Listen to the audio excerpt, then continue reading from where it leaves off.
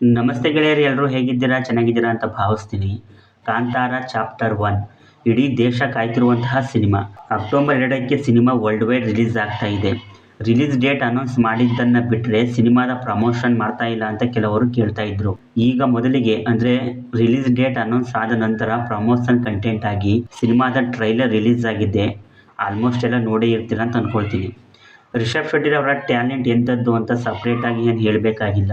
ಅವರ ಹಿಂದಿನ ಸಿನಿಮಾಗಳಲ್ಲಿ ನೋಡೇ ಇರ್ತೀವಿ. ಕಾಂತಾರ ಚಿತ್ರದ ಸೀಕ್ವೆಲ್ ಅಲ್ಲ, ಇದು ಪ್ರೀಕ್ವೆಲ್, ಅಂದರೆ ಕಾಂತಾರದ ಹಿಂದುಳಿದ ಭಾಗ. ಕಾಂತಾರ ಸಿನಿಮಾದಲ್ಲಿ ನಾವು ನೋಡಿದ್ದು ಗುಳಿಗ ಪಂಜುರ್ಲಿ ದೈವ, ಆ ದೈವಕ್ಕೆ ಸೇರಿದ ಒಂದು ಕಾಡು, ಆ ಕಾಡಿನಲ್ಲಿ ವಾಸವಾಗಿದ್ದ ಜನ.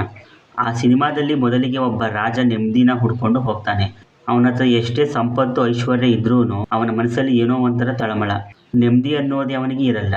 ಅವನು ಹುಡುಕುವ ನೆಮ್ಮದಿ ಇರುವ ಜಾಗ ಅವನು ಕಂಡಾಗ ಅಲ್ಲಿದ್ದ ದೈವವನ್ನು ಅವನು ಬೇಡಿ ಅದರ ಬದಲು ಅವನಿಗೆ ಸೇರಿದ ಕಾಡಿನ ಮಧ್ಯೆ ಇರುವಂತಹ ಒಂದು ಜಾಗವನ್ನು ಅಲ್ಲಿನ ಜನಗಳಿಗೆ ದಾನದ ರೂಪದಲ್ಲಿ ಕೊಡ್ತಾನೆ. ಆದರೆ ಮುಂದೆ ಫಾರೆಸ್ಟ್ ಡಿಪಾರ್ಟ್ಮೆಂಟ್ ಹಾಗೆ ಆ ರಾಜನ ವಂಶಸ್ಥರ ಕಣ್ಣು ಆ ಜಾಗದ ಮೇಲೆ ಬೀಳುತ್ತೆ. ಈ ಕಥೆಯನ್ನು ನಾವು ಕಾಂತಾರ ಸಿನಿಮಾದಲ್ಲಿ ನೋಡಿದ್ವಿ.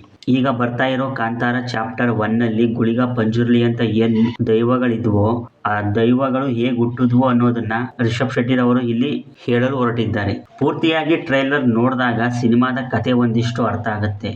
ಆ ಆಧಾರದ ಮೇಲೆ ಹೇಳೋದಾದರೆ, ಸಾವಿರಾರು ವರ್ಷಗಳ ಹಿಂದೆ ಕಾಂತಾರ ಅನ್ನೋ ಕಾಡಿನಲ್ಲಿ ಕಾಡಿನ ಜನಗಳು ವಾಸವಾಗಿರ್ತಾರೆ. ಅದನ್ನು ರಾಜ ಮನೆತನದವರು ಆಳ್ತಾ ಇರ್ತಾರೆ. ರಾಜ ಮನೆತನದ ರಾಣಿ ಹಾಗೆ ಕಾಡಿನ ಯುವಕ, ಇವರಿಬ್ಬರ ಮಧ್ಯೆ ಪ್ರೀತಿ ಶುರುವಾದಾಗ ಇದನ್ನು ಸಹಿಸಲಾರದ ರಾಜನ ವಂಶಸ್ಥರು ಕಾಡಿನ ಜನಗಳ ಮೇಲೆ ಯುದ್ಧ ಮಾಡ್ತಾರೆ. ಅಧರ್ಮದ ಕಡೆ ಮನುಷ್ಯ ಸಾಗ್ದಾಗ ಧರ್ಮ ರಕ್ಷಣೆಗೆಂದು ಸೃಷ್ಟಿಯಾದ ದೈವಗಳೇ ಈ ಗುಳಿಗ ಮತ್ತು ಪಂಜುರ್ಲಿ. ಈ ಕಥೆಯನ್ನು ನಾವು ಸಿನಿಮಾದಲ್ಲಿ ನೋಡಬಹುದು. ಟ್ರೈಲರ್ನ ಶುರುವಿನಲ್ಲಿ ನದಿ ಒಂದರಲ್ಲಿ ಒಂದು ಕಲ್ಲು ಸಿಗುತ್ತೆ. ಆ ಕಲ್ಲು ದೈವದ ಸಂಕೇತ ಇರಬಹುದು. ಈ ಟ್ರೈಲರ್ನ ಗಮನಿಸಿದರೆ ಒಂದಿಷ್ಟು ವಿಷಯಗಳು ಗೊತ್ತಾಗುತ್ತೆ.